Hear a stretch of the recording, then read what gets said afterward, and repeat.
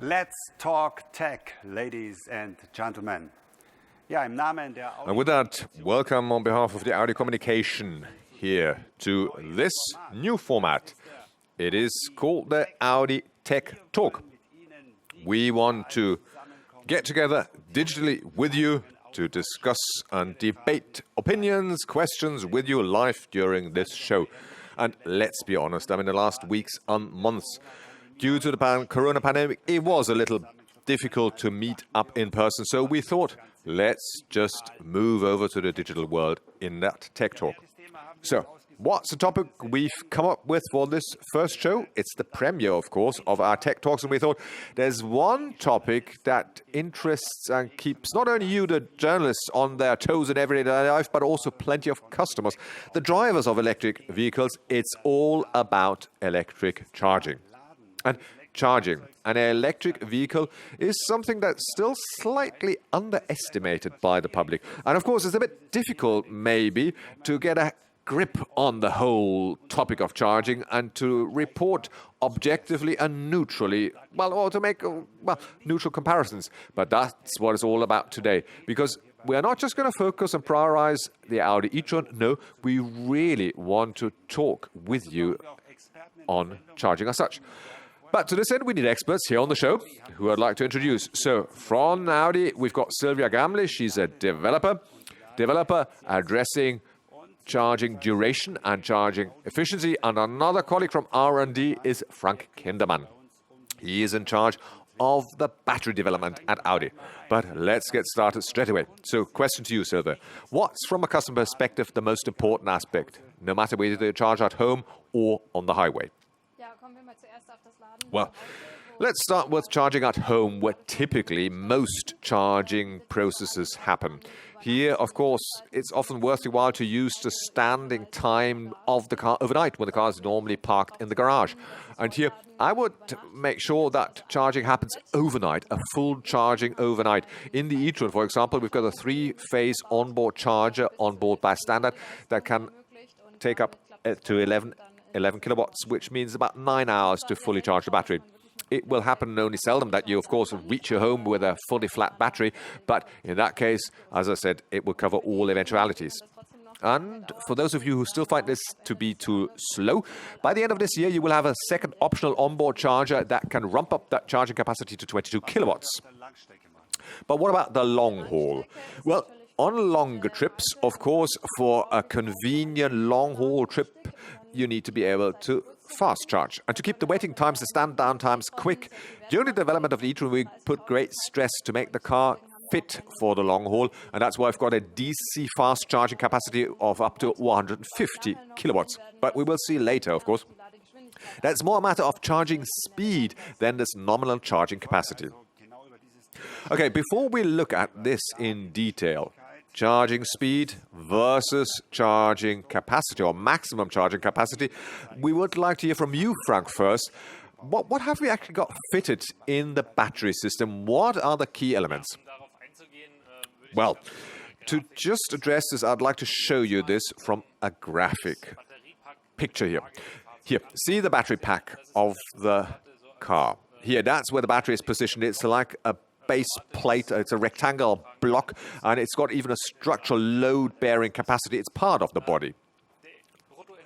Now, the gross energy content is 95 kilowatt hours. That corresponds to the weekly consumption of a 4-person household. Now, we've just said it's the interplay of the entire system that needs to be borne in mind, because we want to be able to charge fast with DC, but of course, we also want to be able to charge from a normal socket with AC at home. But as the battery can only take in DC, it's important that our onboard chargers, here, marked in red, that's the 2 onboard chargers, can actually convert your AC to DC. And they will then, next to the battery pack, we've got our battery junction box, which is vitally important. And the green lines here, that's what you would use during fast charging, and that's where DC would be directly fed into the battery. What you can't see, however, is that especially when you fast charge the car, or if the battery is not in the ideal temperature range, one important element is that underneath the battery, we've got a cooling system fitted to the battery to make sure that the battery pack is cooled or heated up accordingly. So if we need to fast charge, Sylvia, then you also have to have certain ambient conditions. You said it earlier. The charging speed is maybe more important than the nominal charging capacity. Can you explain to us why? But what is really vitally important?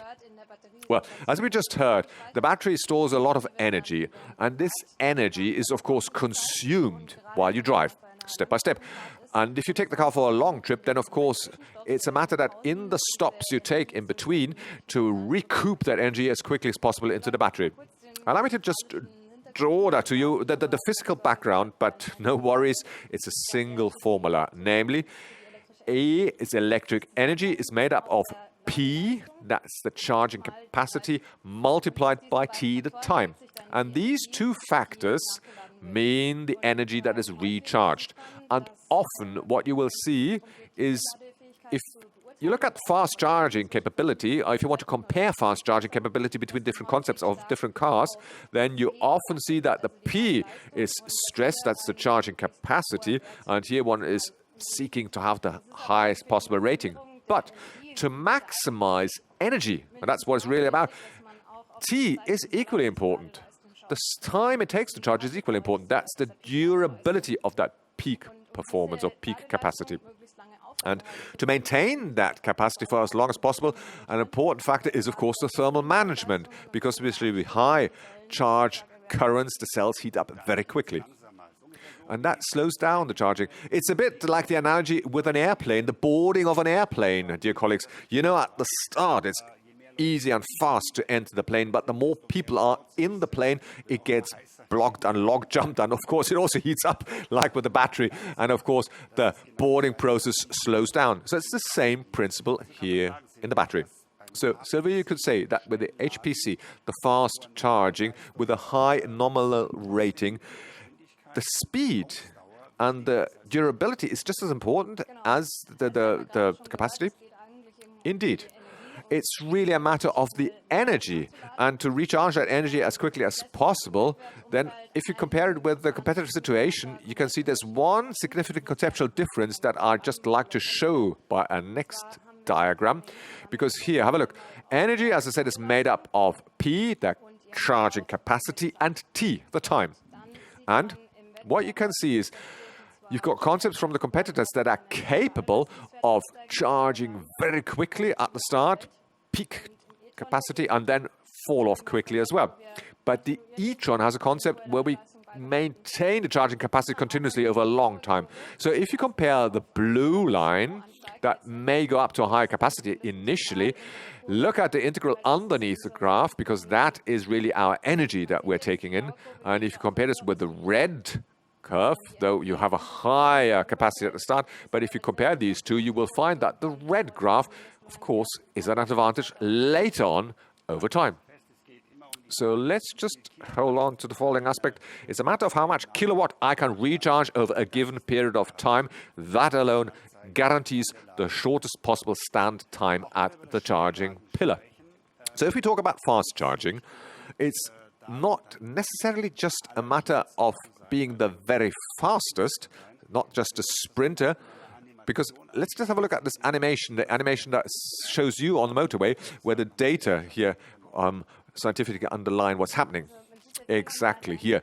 That's, in this animation, a direct comparison of what I've just shown you. That's the conceptual difference of the blue graph that goes up very fast and very high, but as you can see, drops off equally fast and early on, while the red e-tron stays on a high charging capacity for an extended period of time. And we start at comparable ambient conditions, 5% SOC, and with the two different concepts, as you can see, the effect is that both reach the 80% roughly at the same time, namely within 30 minutes. But what I like to stress in particular, that between 80 and 100%, where typically the charging capacity really drops off significantly, the e-tron retains a pretty high charging capacity. And thus, in 45 minutes, we can fully charge the car from 5 to 100%.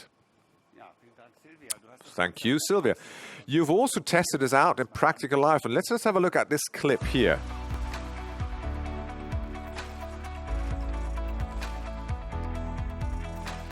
Wir sind gerade an der Schnellladestation am Köschinger Forst in der Nähe von Ingolstadt. Wir sind jetzt auf der Autobahn hierher gefahren mit 5% Restladezustand, haben schon mal den Ladestecker eingesteckt und jetzt zeigen wir, wie schnell der e-tron in der Praxis laden kann.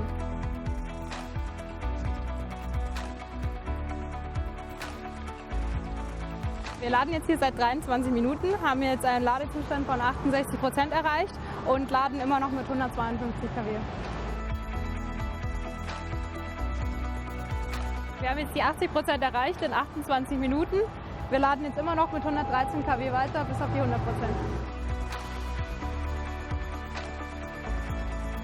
Wir haben jetzt in 42 Minuten die Batterie einmal von 5 auf 100% Ladezustand vollgeladen und dann kann es wieder weitergehen.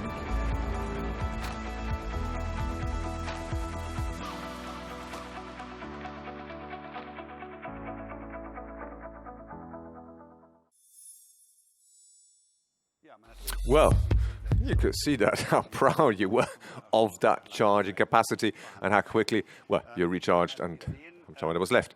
So we saw it is important to have this high charging capacity maintained for a long period of time. So for that, you need to have a solid thermal management, which means not to have the battery heat up too fast, too high, or to have them too hot. So Frank, maybe you just come over here to the exhibit, because we've got a cutaway model here with us on stage, and it'd be interesting to see what we've actually fitted into that battery pack. This is actually what you see underneath the e-tron, is that right? Indeed. In the graphic slide behind me, you can actually see how that coolant circuit works and how it's positioned underneath the batteries. You can't see it here, actually, on the cutaway model, but nonetheless, we can see through it.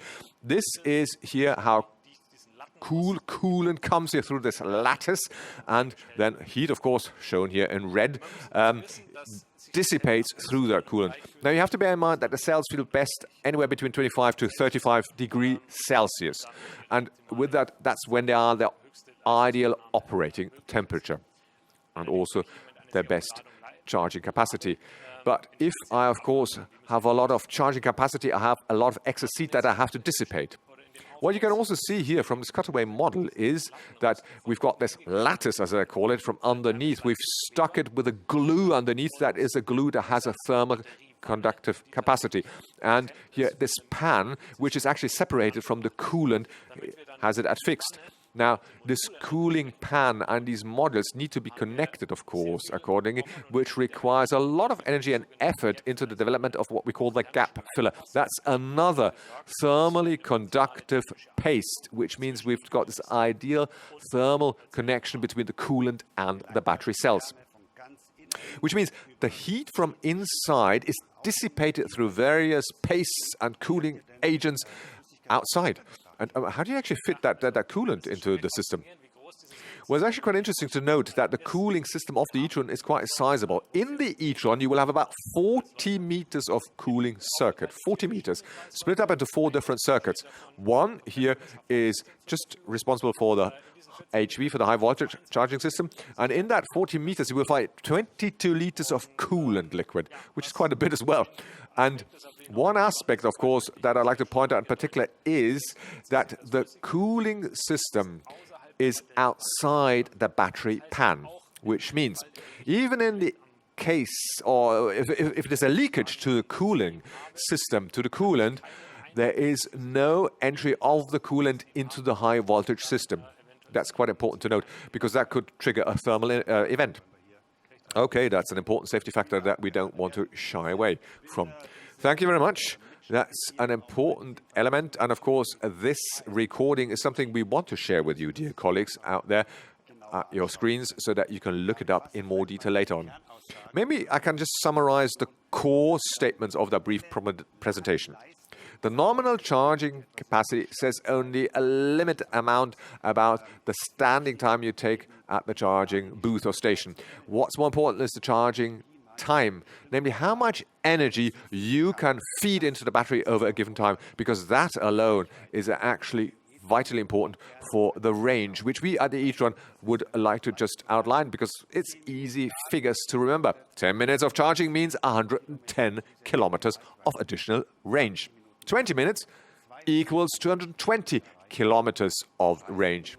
Accordingly, 30 minutes, that's 330 kilometers of range. On the right-hand side, you see once more summarized how long it would take you to stand to have the battery charged 100%. It's a mere 45 minutes with an e-tron at a fast charging station. And I'd say these are ratings that we, need not shy to compare with our competitors. And we, of course, would like to hear from you. Because it's equally important that you maybe take a few things back home from this Audi Tech Talk, especially in your work for comparing different cars, electric cars, to use the same standards. And to this end, my colleague from the Audi Communication, Benedikt Stille, has come up with a number of thoughts and ideas he would like to share. Because Benedikt, join us and tell us what the journalists, the colleagues, should consider to really arrive at objective test work. Well, thank you, Wolfgang. As you already mentioned, in the last few days, weeks, or months, really, we've looked at the international press presentations and reports and looked at how the different boards, editorial boards, compared electric cars that are available already on the market. And we noted that charging has not really been presented in all its different facets. And so we also spoke with the colleagues from the technical department, here like with Sylvia from our R&D department, to see what are the factors that are really telling, that are really, shall we say, fair and equitable in a, fair comparison. So what we think for a customer transparent communication, and above all, for communication with a customer who's got no experience with electric mobility, is the charging speed. Because you've put this quite nicely, that's the figure that you normally find on your deck of cards. That says very little, in fact. Okay, so what are the key facts and figures for the, comparative purposes? Okay, if I compare different electric models, I need to look at the same ambient conditions. They need to be comparable. That's the ambient temperature, for example. That means electric cars should all be metered and compared at similar temperature, outside temperature, because as Frank said, that's a vitally important criteria when you come to the charging booth.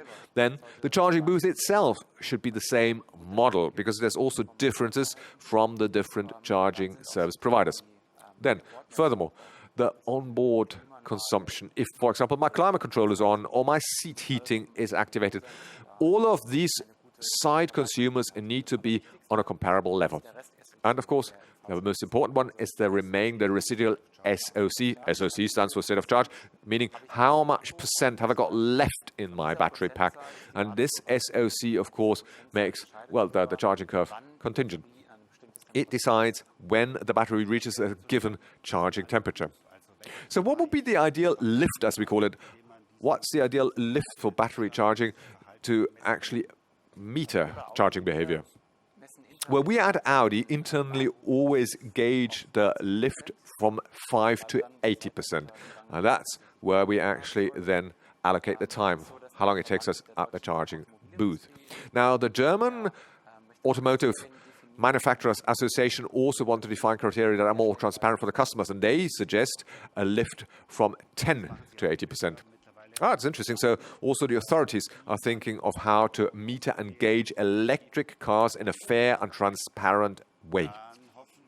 Well, let's hope that we've whetted your appetite, maybe for the next Audi Tech Talk, because this is only a premiere. We will conduct this on a regular level, and we look forward to further chats and dialogue with you to your questions. So thank you very much for joining us. I know it takes your time, but hopefully you can now go into your well-reserved evening. We are starting today, and we look forward to seeing you the next time. Goodbye.